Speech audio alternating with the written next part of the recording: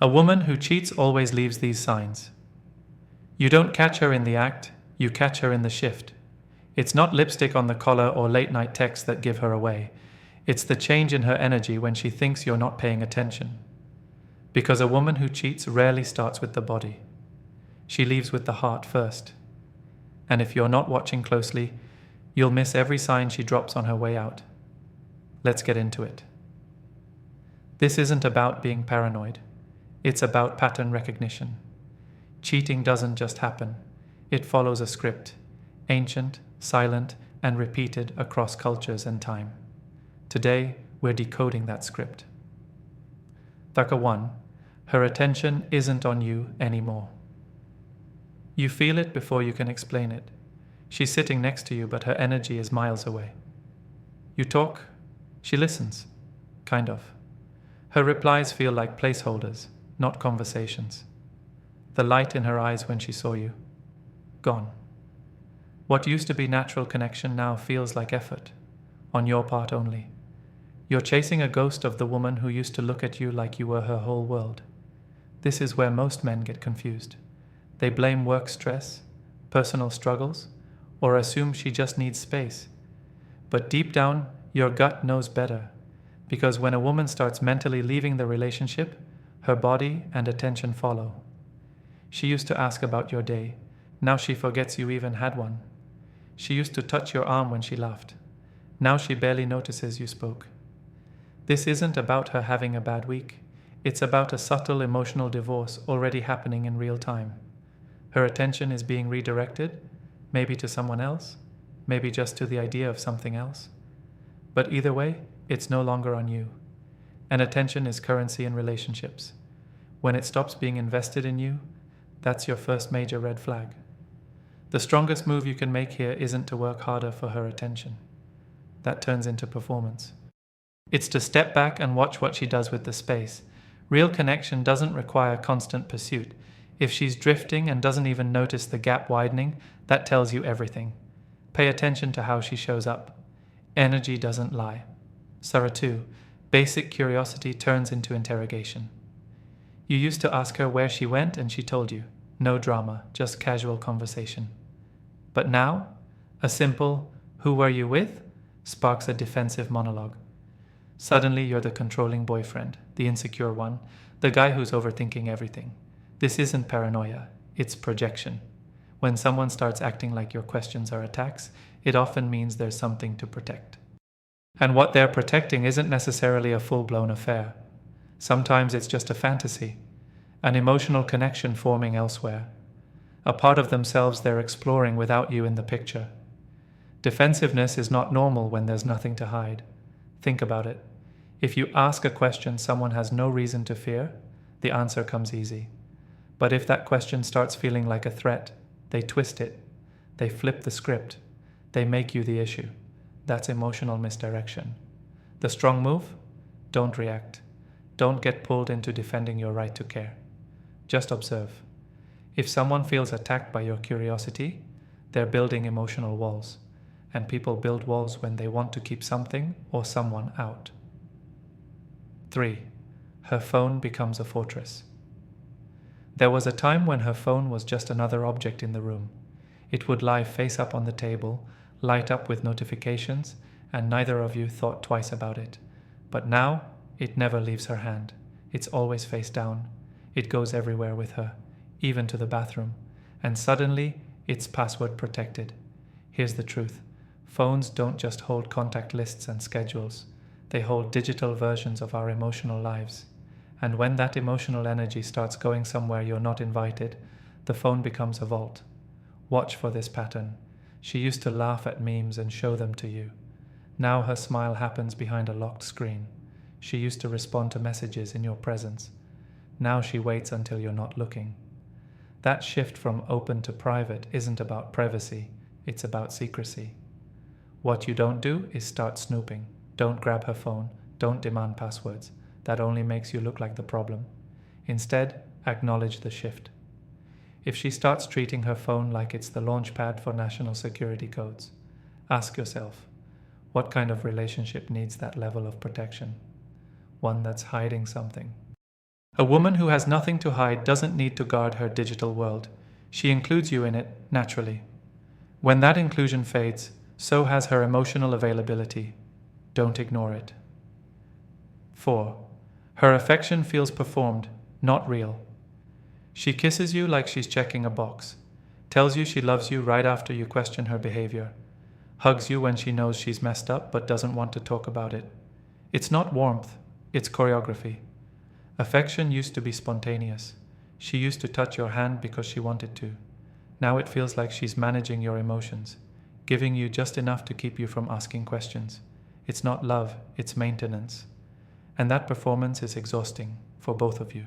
You can feel it. You leave those moments feeling more confused than connected. That's the biggest sign it isn't real. Real affection energizes you. Fake affection drains you. Don't fall for it. Don't mistake temporary sweetness for reconnection. Often, this kind of affection is a final tactic before emotional detachment becomes physical absence. She's not loving you, she's managing your response.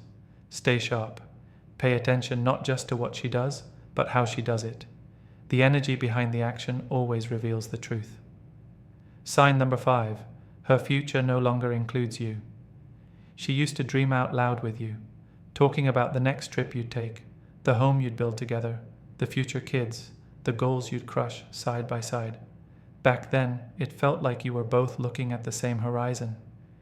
Even in small, casual moments, weekend plans, birthdays, what movie to watch next Friday, it all carried the unspoken message, we're in this together. But then something shifts. At first it's subtle.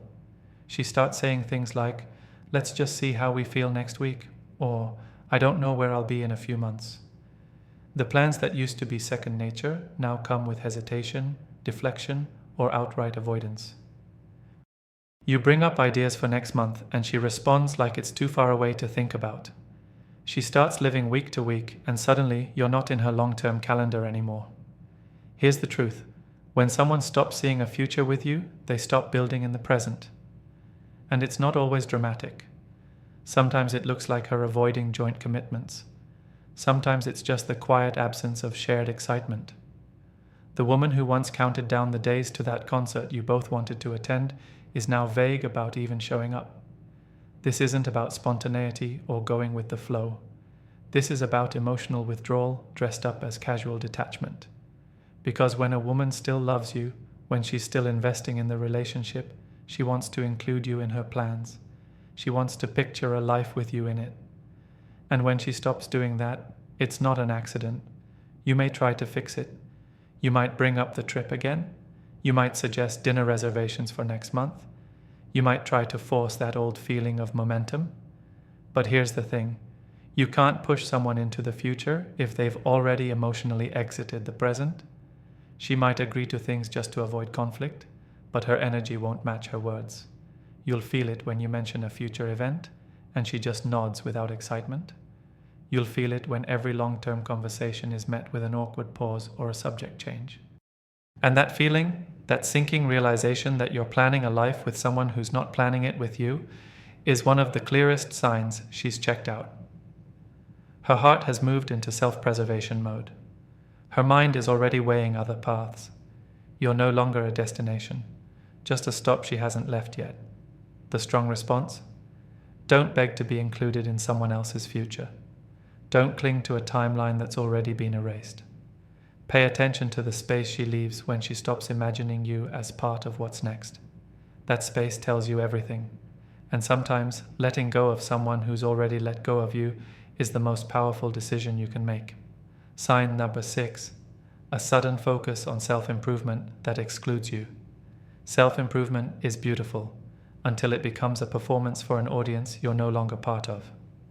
She starts going to the gym more often, changes her wardrobe, experiments with a new look. Suddenly she's glowing, but somehow it doesn't feel like it's for you. It feels like she's reinventing herself, but you're just a spectator, watching a transformation that doesn't include your input, your support, or your presence. This isn't about jealousy. It's not about being threatened by growth. In a healthy relationship, growth is shared. When a woman evolves while staying emotionally invested in you, she brings you along for the ride. She values your opinion on her new haircut. She sends you mirror selfies from the dressing room. She asks you to come to her new yoga class, because her journey still has both of you in it. But when the growth becomes private, strategic, and disconnected from the relationship, pay attention. It usually starts when she suddenly becomes obsessed with her appearance, health, or social image, with no clear trigger or shared purpose. The gym isn't a couple's activity anymore, it's a solo mission. Her style starts shifting, not in subtle ways, but in ways that feel like a signal to the outside world. She starts dressing like she's constantly trying to be noticed by someone. Ask yourself, are you part of the change, or are you just watching it happen? Because here's the uncomfortable truth. When someone is preparing to leave, they often start by upgrading themselves to be ready. Ready for new attention, ready to attract, ready to become the version of themselves that aligns with the life they're building without you. And the most painful part? She might look better than ever. She might radiate confidence, but instead of being proud or included, you feel excluded, left behind, like you're watching her prepare for a new role and you didn't get cast. The strong move? Don't criticize the change. Don't accuse or assume. Just observe and ask, is this woman growing with me or away from me? Because if you're no longer part of the vision she's shaping, then the transformation isn't about growth. It's about departure. Sign number 7, emotional disconnection. During evening hours, evenings used to be your time. Late night texts, unwinding over the phone, lying in bed talking about your day, your dreams, or nothing at all. That sacred space, after the world quieted down, was where your bond deepened. But now, she's too tired, too busy, too quiet. She used to fall asleep to your voice. Now she falls asleep on her own. Don't underestimate this shift. Evening is when people gravitate toward what matters most. It's when they decompress with the person who feels like home. So when that pattern starts to fade, when your goodnight calls stop, when your late night conversations vanish, it's not just a scheduling issue. It's emotional drift. It usually begins subtly. She stops calling you before bed. She used to text all the way until her eyes closed. Now you're met with silence after 9 p.m. When you ask about her evening, the answer is short, generic, uninterested. You're no longer the last voice she hears before sleep. And if you're not the last thought at night, chances are you're no longer the first in the morning.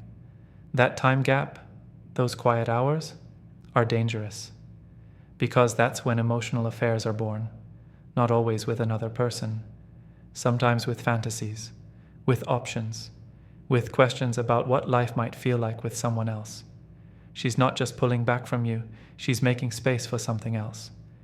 And when someone stops ending their day with you, they're sending a message. You're not my closure anymore.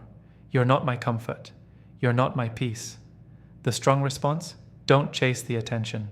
Don't beg for the nightly text to return. Just recognize what that silence means. Because when a woman goes quiet at night, her heart is often speaking the loudest. Sign number 8. She doesn't celebrate your wins anymore. Remember when she used to light up at your success? When your victories felt like shared moments? When you achieved something and her reaction made it 10 times sweeter?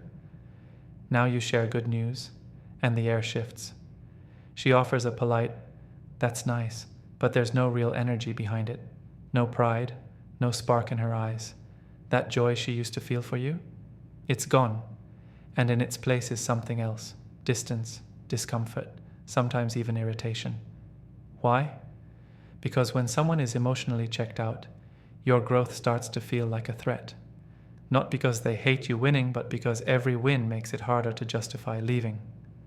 Every step forward you take is a reminder that you're becoming more valuable, more attractive, more capable without her. She doesn't want to celebrate that because deep down she knows what it means. It means you don't need her. It means you could move on and do even better. It means that if she walks away, she's not walking away from a loser. She's walking away from someone becoming a force. So she starts minimizing your success. She changes the subject. She makes you feel like your moment isn't a big deal. Not because it isn't, but because it is. And that scares her.